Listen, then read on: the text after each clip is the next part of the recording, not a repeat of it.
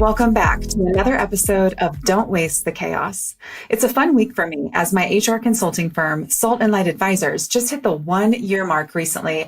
And this fabulous podcast, since our launch on January 30th, is pushing up against 1,000 downloads. So I've got lots to celebrate in my world, and I'm very grateful that you choose to be a part of it all. Thank you, thank you, thank you. So let's jump into today's episode. I'm pumped to have two strong, intelligent, and gorgeous women joining me for today's show.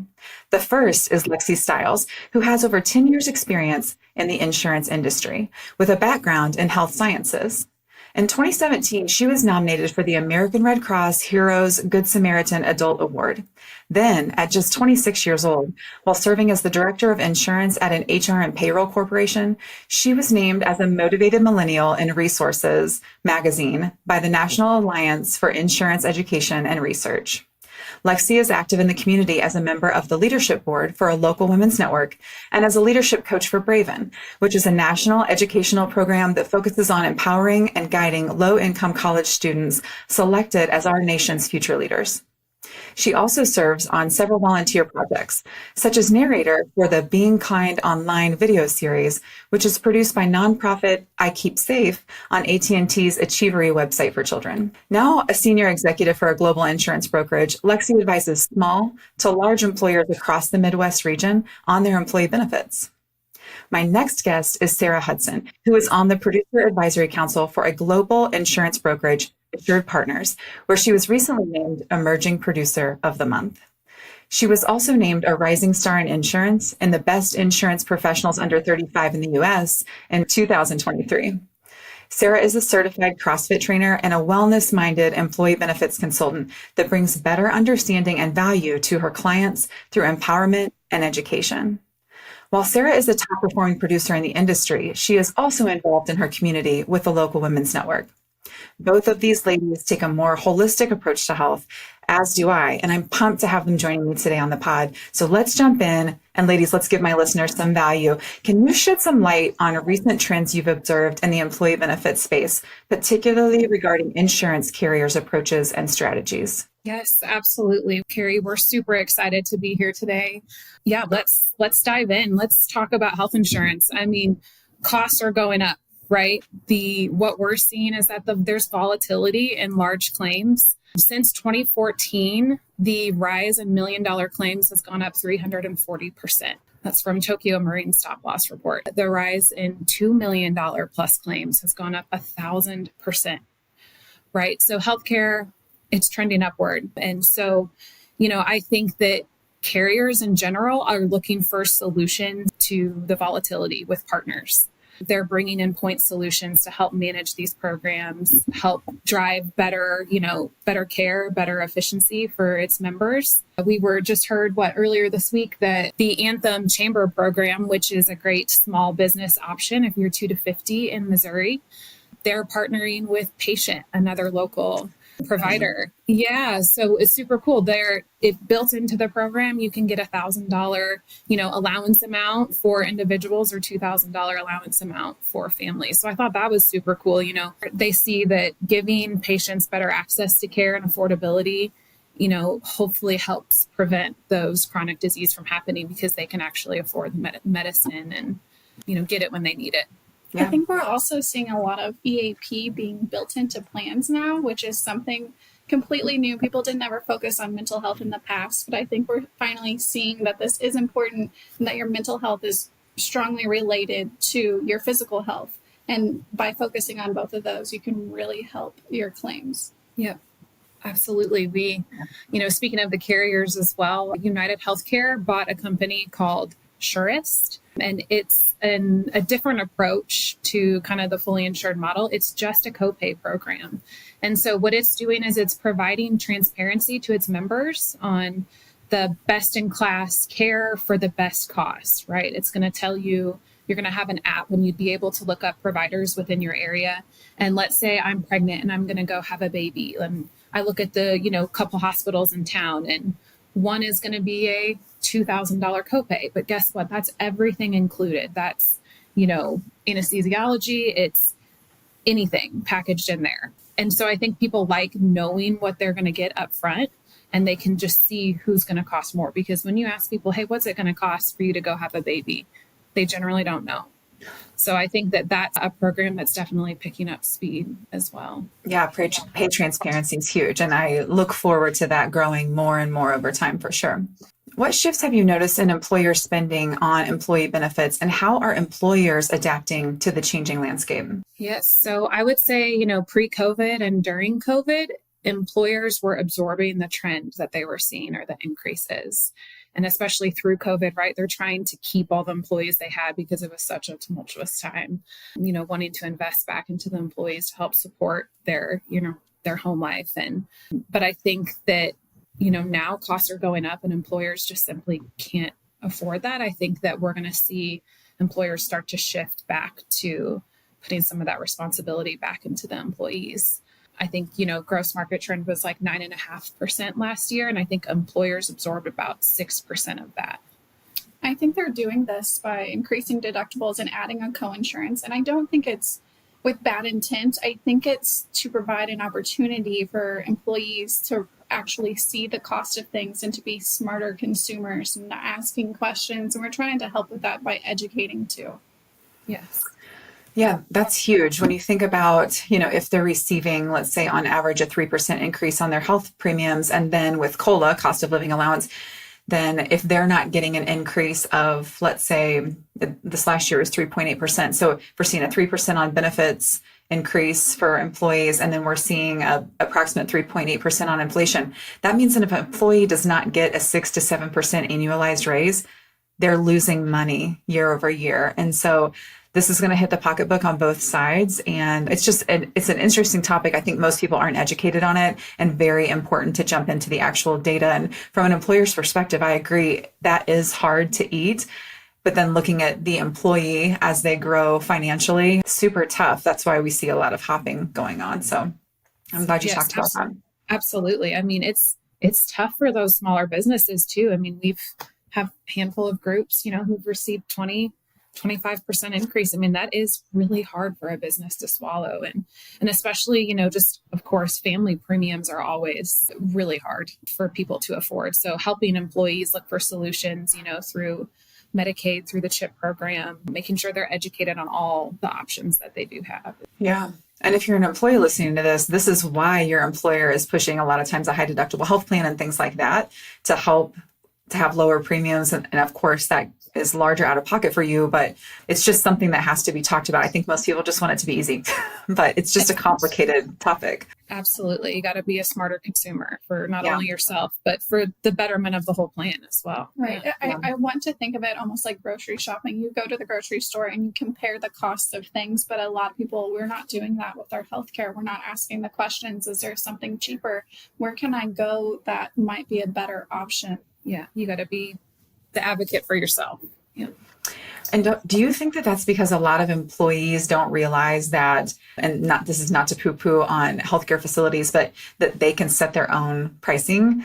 And so I think a lot of individuals don't realize that this hospital can price whatever they want, and this hospital can price whatever they want. And so that there is cost savings that can be found. I feel like most individuals don't realize that it's a business. Absolutely. Yes. We talk about this all the time. I mean, it's the hospitals push all of their services, right? Because yes, they can charge, what they want, but they don't realize that, hey, you can get the same exact service if you're willing to just maybe go down the road 5 minutes, and you're going to save yourself a ton of money. You're going to save the plan a ton of money, and it's the same experience, So I think that's where we just like to encourage employees, through education to just, hey, speak up and ask, hey, is there a better route for this? Or, how can I save money? And you'll be surprised. There's lots of avenues for that. And looking at your bills too, actually looking at those codes that they're putting, to look at those, review them just like you would your checking account, and, reviewing what you've been charged. Is this right? Is this actually what happened? Did they change it to diagnostic when it was preventive? There's just a lot of questions I think we have to train people to ask. Yeah, I agree. So from your perspective, what are some of the more innovative strategies that employers are employing to manage cost and utilization of employee benefits? Yeah. So, I mean, I think this depends on what type of program you're in, whether that's your small group fully insured, your maybe large group, you're self-insured or level funded. You're going to have more transparency in claims and, different opportunities to really make a customized approach. So I would say that, people are just frustrated with these, higher renewals. And so they're looking for different strategies. They're looking for different funding mechanisms where they can gain a little bit more control and insight into their claim spend to see, what type of actionable strategies could work for their population. I agree. I think some of the things we're seeing too is, especially with larger groups, since there is more data involved, you can look and see what pharmacy spend is and then get an idea of what illnesses are going on behind the scenes. And if there's a cluster of people that you're seeing the same thing, like maybe diabetes, then maybe we get a team involved, like Livongo, to help kind of combat those issues and do a bit more education. Yeah, absolutely. I think that then you're able to look for those gaps in care. Like, you see the claims hit, but you aren't seeing the claims that don't hit, right? And you want those diabetics to be hitting the certain criteria that they need for, regulation, so that there's not any shot claims down the road. So you're then able to provide, a customized approach for them and some education on, how to properly manage their disease. Yeah, that makes sense. So this one's a little bit more of a complicated topic, but I think it's important that we dive into it because I think a lot of employers just keep renewing their plans year over year. And without a great advisor like you, Sarah, to come alongside, or a great account executive like Lexi to come alongside, I think we've got a lot of producers that are just renewing plans year over year. So let's jump into the distinctions between fully insured, self-funded, partially self-funded employee benefit plans, what the advantages and disadvantages are of those, maybe why employers would want to go into that direction, and who is ideal for those type of movements. Do you want to take that one? Yeah, I love this question because a lot of people don't get into the nitty-gritty of this. Mm-hmm. So I think there's some advantages to the level funded and the self-funding. What this means is that with the level funding as well as the self-funding, there's an opportunity for the employer to get some surplus money back if the plan performs well, versus a fully funded plan. Everything's going through the carrier, and then it is what it is at the end of the year. You may get an increase, most likely an increase, but there's no opportunity to get money back. But with the level funded plans and the self-funded plans, you can see some data. So you can see what goes on behind the scenes as far as claims go. The pharmacy, of course, it complies with HIPAA, so we're not seeing names, but we're able to at least see what's going on, and then we can make an action plan with the employer to kind of target those issues like we talked about. Yep. So, I mean, I would say it depends on the group size segment, right? So if you're in that small employer space and that 2 to 50 group, there's what's called ACA plans. Every carrier has them. These are just standard filed rates that they file to the government every quarter. There's no medical underwriting. So in that small group space, let's say you've got 10 employees or less, but you know that you've got maybe some higher claims on there. And maybe an underwritten program isn't going to be the best route. This gives you rates that are age-based, right? So your 22-year-old's rate might be $250, where your 60-year-old rate is going to be, I don't know, $800. I mean, upwards of $1,000 to $2,000. And that's not to say that these are bad plans by any means. It just really depends on the group. If it is a high claim group with some issues going on, I would definitely encourage them to go towards a plan like this so they can help absorb those costs. Yeah. And it helps, too, if you're a small business just getting started off and you don't know who's going to join the plan. This is a great option to just get going. And then, it's our job every year is to look at what the best options for you are at that time, right? So maybe you then have a steady population, and we should look at these level funded programs through the carriers, right? So United Healthcare has a level funded program. Anthem, the chamber, like I mentioned earlier, has an association plan. So we're going to look at all those options every year to make sure that, you're in the best fit. But I would say that a lot of employers are moving to that level funded option in that small segment, right? Now, if we're looking at, applicable large employers, so 50 employees or more, I would say that, we're starting to see those, funding mechanisms for larger group, 100, 200 employees start to move down market. So, people are looking at captives, people are looking at, partially self-funded. So I think, kind of jumping into that self-insured versus partially self-insured. I'm kind of jumping ahead of question, Carrie, but I think a misconception is that, when people hear the word self-insured, they're like, oh, we can't do that. We can't take on all that risk. When really the majority of employers in the market are actually partially self-insured.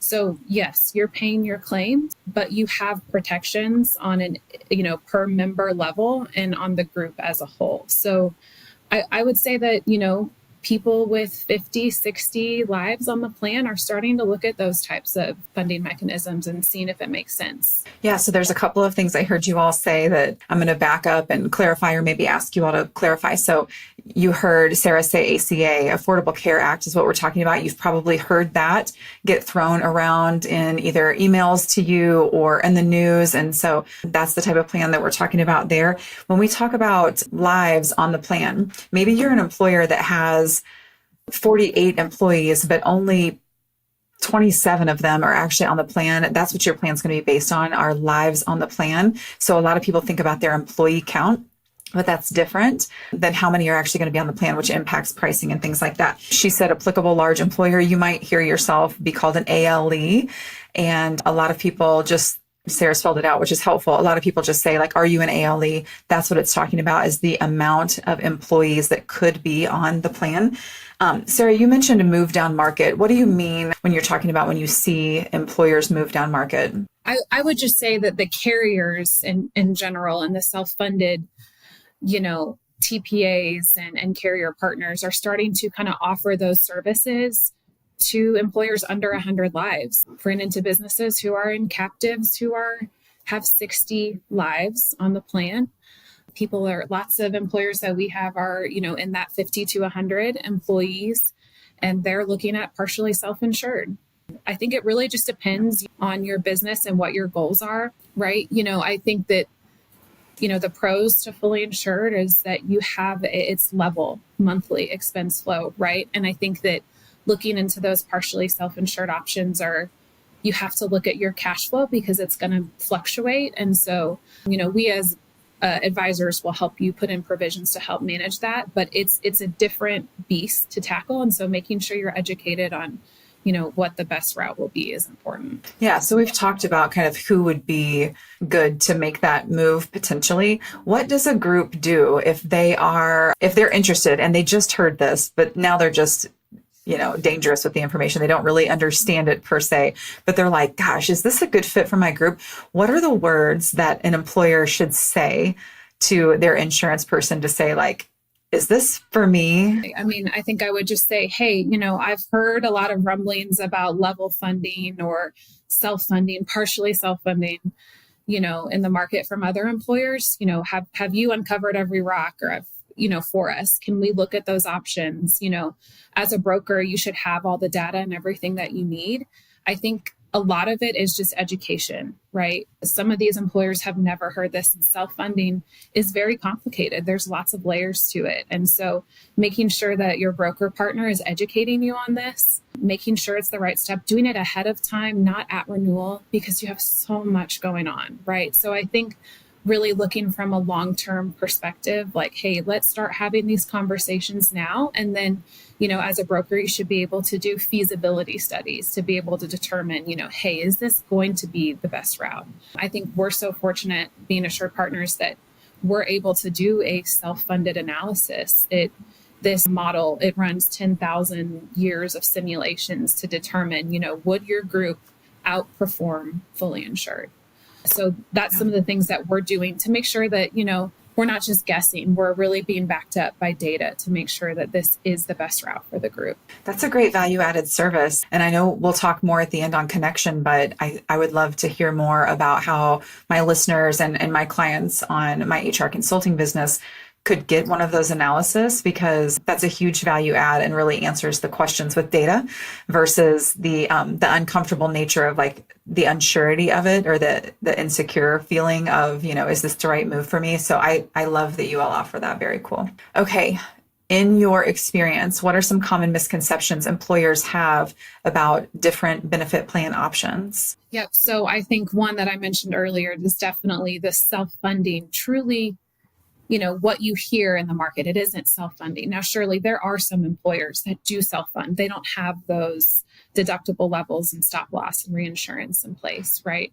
But partially self-funded is different. And so I'm going to explain that really quick. So when you're partially self-funded, you work with a TPA, whether that be Blue Cross, United, Cigna, Aetna, or you work with an independent, maybe boutique TPA that your broker works with. And essentially you're purchasing reinsurance for a certain threshold. So they're going to look at all the individuals on the plan and you're going to set a deductible. So this is where we really look at also the financial underwriting of the group to say, hey, how much could you pay for each person on the plan? And then after that, the reinsurance kicks in. So let's say it's 50,000 individual stop loss protection. If an employee hits 60,000 in the middle of the year, you can get reimbursed for that 10K over that, right? And then they're going to look at the aggregate as a whole to make sure that you have that max limit, and we're going to show the employer how to fund. So it may seem scary, but there are protections in place that we as a broker are there to, guide you on to ensure that, we're protecting your biggest asset.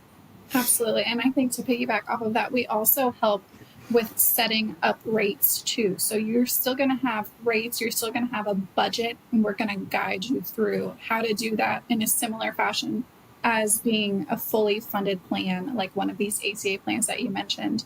Yeah. That way, an expected cost. Yeah. Another misconception, I think, is that a lot of employers will quote the market with multiple brokers. I think that's just what people are used to. But I think the biggest misconception is that different brokers can get different rates. So really, if you as an employer are working with a broker and you give them a census and all the necessary information to go to market, if you give that information to a different broker, we're going to get the same rates. So I like to say that the carriers aren't going to, give you the best rates possible, because they don't really know who's telling the proper story and narrative. They might have different information and they're confused. When you work with one broker partner and they negotiate and execute on your behalf, there's a better story to be told.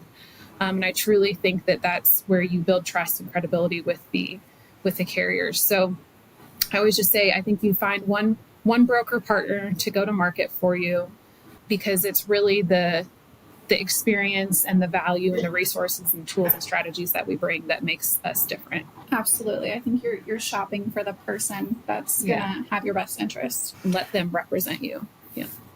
An active broker is key. Yep, I totally agree. Someone who's advocating on your behalf and not just renewing that plan. And I think as an employer, if you're listening right now, you're thinking, yeah, my person doesn't really reach out to me until 35 days before my plan renews and says, any changes, then I can assure you right then, you are not with a very good insurance provider. You're not with a very good broker. That's somebody who isn't valuing you as a client, isn't taking the time to advocate on your behalf, isn't asking you the tough questions, isn't understanding your goals or the way your business works. So I totally agree. That's key. And you're not stuck with your insurance broker. You can always make the change, and a good new incumbent broker can help you make the change a lot easier. So good points. Okay. Are there any emerging technologies or methodologies that you've seen making waves in the employee benefits marketplace? Oh my gosh, technology is huge. It's Absolutely. exploding. We love technology. Yes. The employee benefits platforms to do open enrollments and to keep a census of things you can integrate. And I think you already did podcasts on this too, on these benefit platforms. And I think they are making waves, helping employers as well as helping your broker too, because then we can kind of see how many people you have at a time. We can also integrate payroll too. So that way it's seamless. It's so much less work for the employer. Yeah. I think this is a big trend, but also telemedicine. Yeah. I think that's a big trend right now too.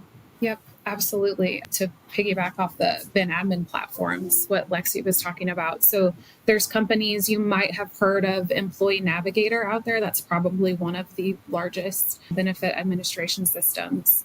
So, we are partnering with employers to build these out, and we get them funded by ancillary carriers. Ancillary carriers are those carriers that provide dental, vision, life, disability, accident, worksite products, things of that nature.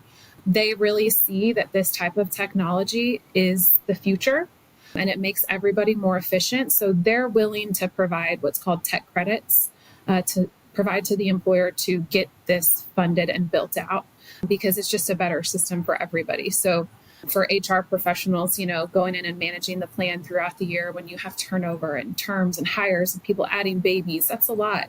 All that information has to be pushed to the carriers for enrollments or terms, and it has to be pushed to payroll as well. So I think, we like to work with employers and evaluate who they're using for payroll and see how we can make this one seamless integration and, remove some of those administrative burdens from their team. I think from the consumer side too, health equity, I think, is one of the big technologies that I'm seeing that I love. It's an app that you can have on your phone for your health savings account, and you can search through this app and do your shopping for Band-Aids, sunscreen. I mean, anything that's applicable to an HSA plan, a health savings account that can be embedded into a plan. I think this is a great tool for consumers.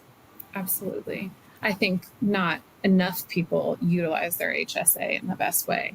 I mean, you can go to Amazon and type in HSA and they have all kinds of things that come up. I love that. Yeah, I just bought an Aura ring a couple of days ago, not sponsored, but I was on there and I went to pay for it. And it was like, okay, credit card, FSA, HSA, PayPal, Apple Pay. And I was like, let me go grab my card real quick. So yeah, my husband and I both bought them. And so that was around $900 worth of Aura rings for the two of us. And I used my healthcare savings account. So that was really cool. One of the things I was going to mention is when I'm talking to clients, a lot of times I'm working with a broad variety of client sizes, but my smaller clients most generally do not have an HR payroll technology, or they've got a payroll technology, but not the HR pieces integrated with it. That's one of the first questions I ask is, do we want to move in this direction? Here are all the benefits, and get them to say like, yes, okay, that makes sense. My next question is, who is your insurance advisor? And have you asked them what your tech credits are? And every single time, every employer that I've worked with so far has said, I don't know. I didn't know that was an option. And so as an employer, ask your benefits broker if they have tech credits for technology. I think you'd be very surprised. They were talking about Employee Navigator. That's on the more basic side of things, but Employee Navigator has expanded. I've been working with them for almost a decade, and they expand tools very regularly. They're bringing more to the marketplace for their employers. And then, of course, you've got the big, robust ones that we hear about, Paylocity, Paycor, ADP, some of the big players, Ultimate Software. So tons of options out there depending on your employer size. Gusto, I could just go on and on, Bamboo HR. So there's a ton of options out there. Understanding what aspects that you want, whether you want an applicant tracking system. In HR, we call cradle to grave. Like, do you want the applicant tracking system all the way to the termination process and everything in between? That's a more robust system. If you're just wanting to get your employee benefits to where you're not doing a paper-based process, there are a ton of systems that you can do that. So lots of options there. And I think that's a great place to start, is by asking your benefits broker who they partner with, who they recommend, and what they can bring to the table. I love that. Also, thanks. That's a question people should ask, and they don't know who to ask it to. Yes, also, I loved when you said telemedicine. Isn't it funny? Like, I'm an 80s baby, and telemedicine was like something that carriers were doing that was like cool before it was cool. And they couldn't get people to hardly utilize it. And then during COVID, everyone's like, can I get a telehealth visit? Can I Zoom with my medical provider? And so I love to see how that technology, they were like to market before the market was ready for it. But the cool thing was it was there when the market was ready for it. And now I feel like people utilize that a ton. And so telemedicine sounds like old school, but it's like it's here, it's now, it's something that people are utilizing. And I love that. It is. And it's more affordable for the employer and the consumer, which it's great all around, and it's convenient. Yeah, you don't have to leave work. You don't have to leave your house. Yes, exactly. I mean, I myself have used it a couple times in just the last 6 months. I mean, and the convenience of it is incredible. Speaking of the technology, we at Assured Partners, obviously we have top-notch benefits being an insurance brokerage. And we have a technology called HealthJoy, and it's a care navigation platform, and it is incredible. So, again, depending on your size, again, we can bring these tools down market to smaller employers as well, if it makes sense. But it is your one-stop shop for benefits. So I can go to this app on my phone and I can look at my benefit wallet, and I have all my IDs, all of my contacts, all the carriers that we work with. I can just go at a click of a button. It has this chat feature where it does medical bill review. Again, like Lexi was talking about earlier, it can find savings. You can search for providers. It can help you find RX savings. I myself had a question about something covered under our dental plan. Chat with this person, a real live person picked up the phone, called the dental office, confirmed that they accept our insurance and it's built in at this deductible and copay, and offered to schedule me an appointment within 10 minutes. I mean, it is incredible. It's like feature. An assistant. Yes. I love it. Yes. And then it has telemedicine built in through Teladoc. So right from, again, my phone, from that one app, I'm able to go right there. It's phenomenal. Yeah, that's awesome. Get with the program, people. Stop taking your 2-year-old to your 7-year-old's appointment and dragging everyone out of bed. Like, just call your doctor and see what you can do. I had a rash when I got COVID that was like all over my core. And it was the first time that I was like, well, let me just like hop on video chat with my doctor real quick. And I was like, are you recording this? And she's like, I am. I'm like, well, this is about to get real because I've got a rash all over my booty, but it was so helpful. I didn't have to leave the house. I was uncomfortable. I didn't feel well. And so, yeah, I think people should use that. So let's jump into the next one. How do you assist employers in navigating regulatory changes? We know there's a ton of them in this space. Regulatory changes, compliance issues with benefit space. How are you helping your clients navigate them? That's a great question. And nobody likes compliance. I'm just going to say it. We have a compliance team. I mean, we have attorneys, ERISA attorneys, and then we have literally a team of people dedicated just to this because it has become such a big issue. And a lot of employers, especially the smaller employers, don't realize how many things there are to be filed and to keep up with, things they're supposed to be sending out to their employees. And that's something that we love to get involved and help with. And if we can't do it, we'll at least guide you to the right person who can do it. Yeah.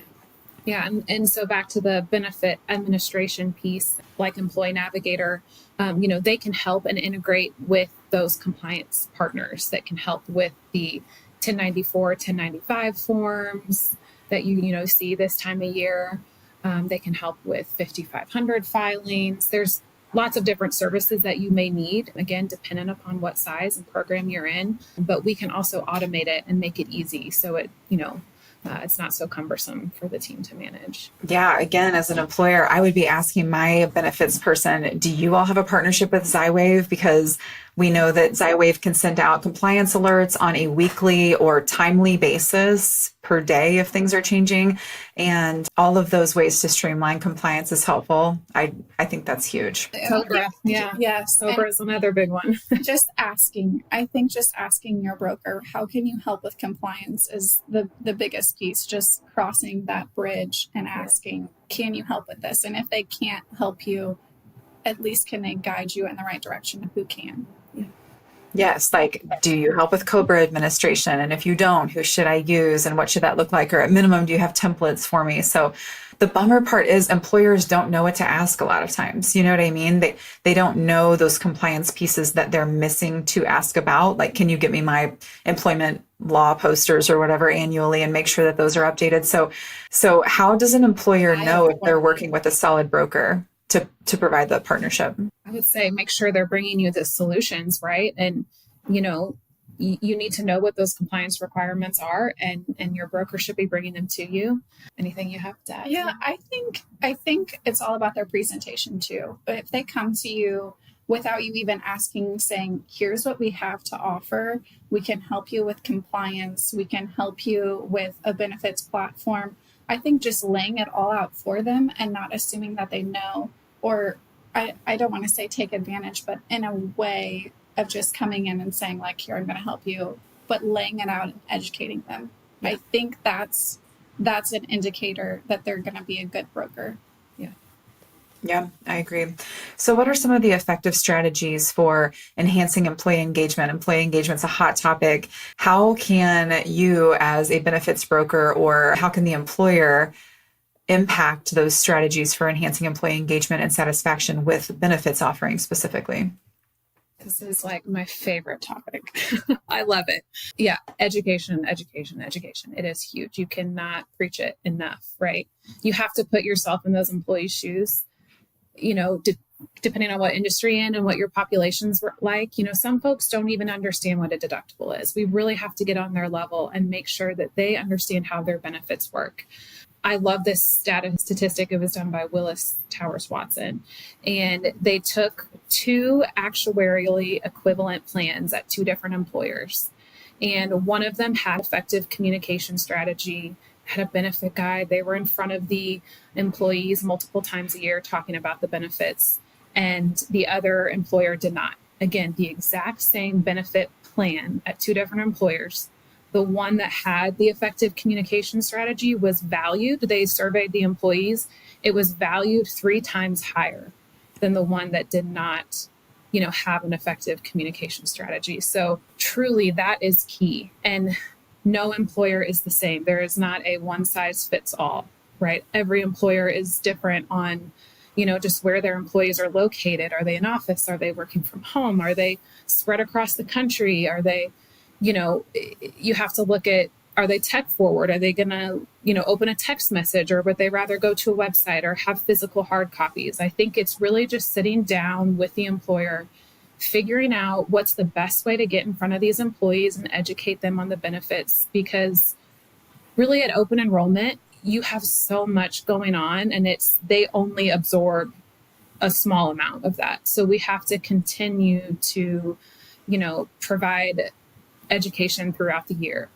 I think that is key. Mm-hmm. Wouldn't you agree? I agree. And we have a communications team too that has done incredible things for groups. We do these awesome benefit guides. So if we can't get in front of them, then we literally give them a book saying, here are your benefits. And it is broken down into simplest terms.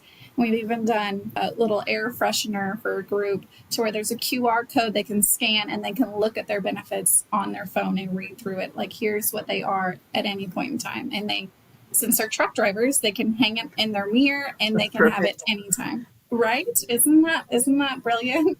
Yeah. I wish I could say that I came up with the idea. And videos, right? We're finding that people want to take in information in short bite-sized pieces. They don't want to throw a whole bunch of insurance jargon at them for an hour. They'd rather be able to, 2 to 3 minutes, hit the high level, what's changing, and then dive in through, your benefit guide or what have you after that. Yeah, I'm just thinking from like a COO or a CFO perspective. You've got a vendor, looking at it from like a benign perspective. You've got a vendor on your P&L that you are spending a fat amount of money with every single year, and you just keep spending that money, but you're never like, is this bringing us value? Is this performing? Is this vendor like living up to its contract? This is employee benefits spend, and it's your organization's responsibility to take ownership for this. It's a truckload of money that's going out the door. You could be lumping it into your payroll spend, but this is your total compensation, your total reward spend. And so taking a look at that money and saying, how is this performing for us? And what can we do to positively impact it? I just see so many office managers or HR support people who literally do not pay any attention to this. They just think that someone else somewhere else is paying attention to it for them. And sure, people are monitoring the plans and making sure it renews and that people are on the plan and off the plan as they get hired and get terminated, but they're not sitting there with your employees every single day educating them. And this is huge. It's something that the employer has to take ownership for. And I just don't see a lot of employers doing that. So I think that's really big. And those benefits booklets from a recruitment perspective, if you're stepping into a new organization and they have, rolled out the red carpet when it comes to everything that is available to them. Or you've got another employer that has just like one sheet of an offer letter with like 3 bullets of benefits. Like that vibe is different. And it doesn't mean that one of the insurance plans is better than the other. It just means it's better communicated. And so you want to be the one who's better communicating what it is that you offer as an employer, especially now when employees are actually, I just read the data the other day, they're actually leaving less right now, I guess, probably because the economic uncertainty, the political season that we're coming up on, employees are leaving less right now. And so recruitment you're having to sell as an employer. And so a benefits booklet is a great way to get that accomplished. So I'm glad you brought that up. Okay, so let's talk about trends. So what are you anticipating the major trends that are shaping the future of employee benefits, and how do you advise employers to prepare for these? I think some of the trends that we're seeing, of course, the renewals, they are coming in very high. So I think the biggest trend is just getting really creative with the benefits. Yeah. I mean, looking at telemedicine, like we said, and incorporating that with even like direct primary care providers, and kind of looking at contracting things and making your own a la carte plans. I think that's becoming a trend. I don't know. What are your thoughts? Yeah, I would say, again, I just think people are looking for a different way. They've been stuck doing the same thing, like you mentioned, for years, and they want to improve because, like you said, this is a huge line item expense for people. And so I really think that we're going to see the partially self-funded, captive level funded model makes sense for more employers to go to.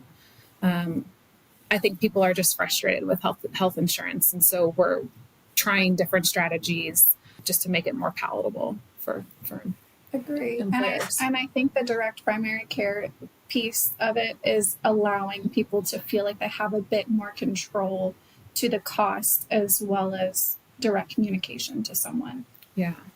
Direct primary care is huge.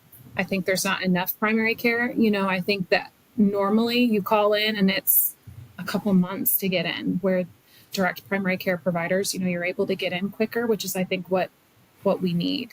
And even virtual primary care as well. I think that's going to pick up steam. Yeah. What do you think about, speaking of trends, what do you think about these medical practices that are working directly with employers on like subscription style plans? What are your thoughts on that? How does that play in your space? I mean, again, you have to do what works for you. If you want cost efficiency, I think that can work. And if you're okay with, narrowing your market to a certain, hospital or regional partner, I think it can work.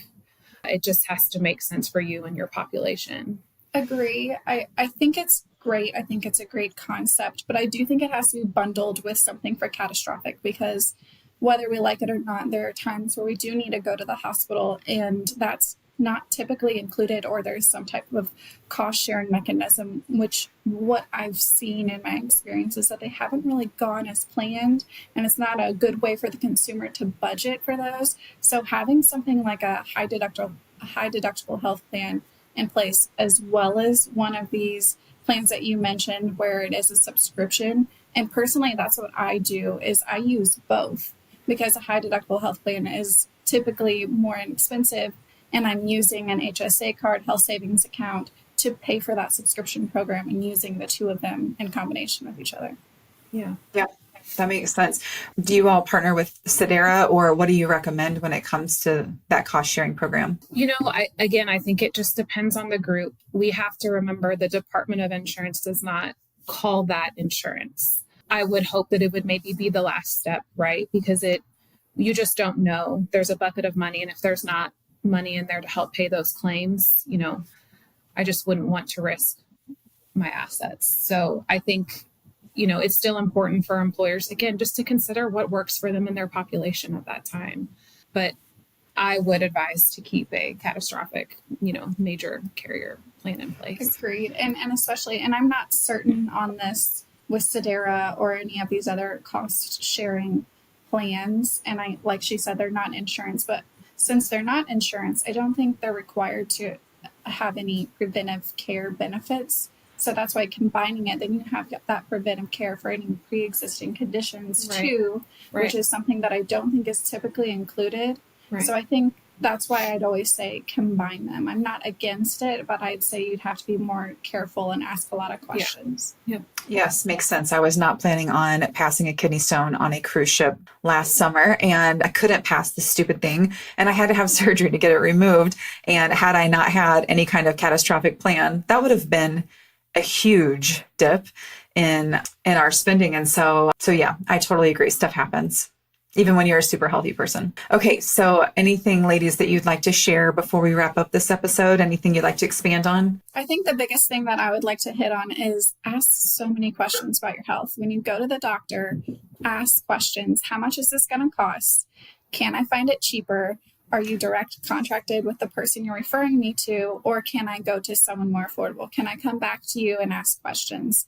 Don't take the first bait. Ask your questions, write them out in advance, ask for your generic medications. If they're the same thing, go for the generic. And I mean, no, I'm not a doctor, but there are similar drugs that will cost you far less. Yeah. Be your advocate. Yeah. Yeah, it'll pay off. Just to kind of preach on health and wellness, since that's kind of an area that, we all appreciate and know, I think that really to look at controlling costs, healthcare wise, you have to look at the health and wellness of your employees, right?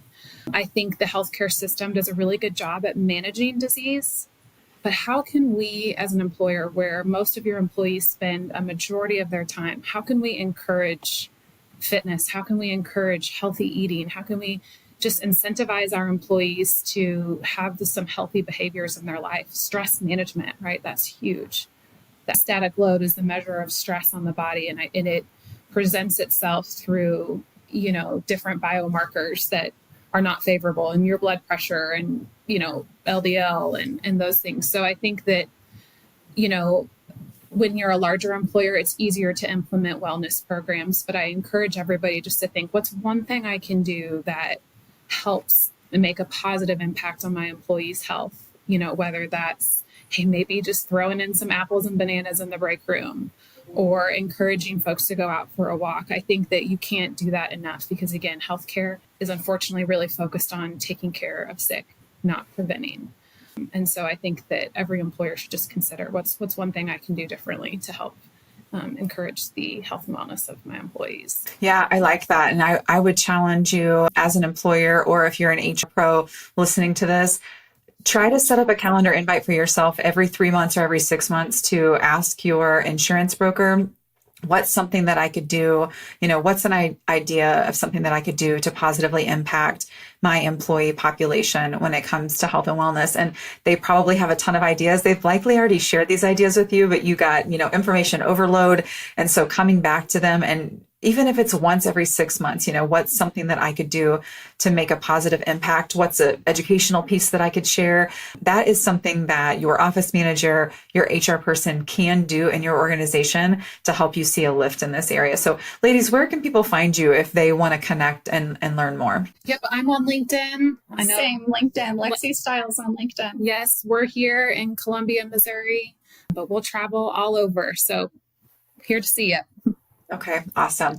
Well, that will do it for today's episode. Remember, insurance pricing, premiums, coverages, that can feel like chaos. Don't waste it. Embrace it. Educate yourselves on the topic. Make the best choices you can for your family and your business. Till next time.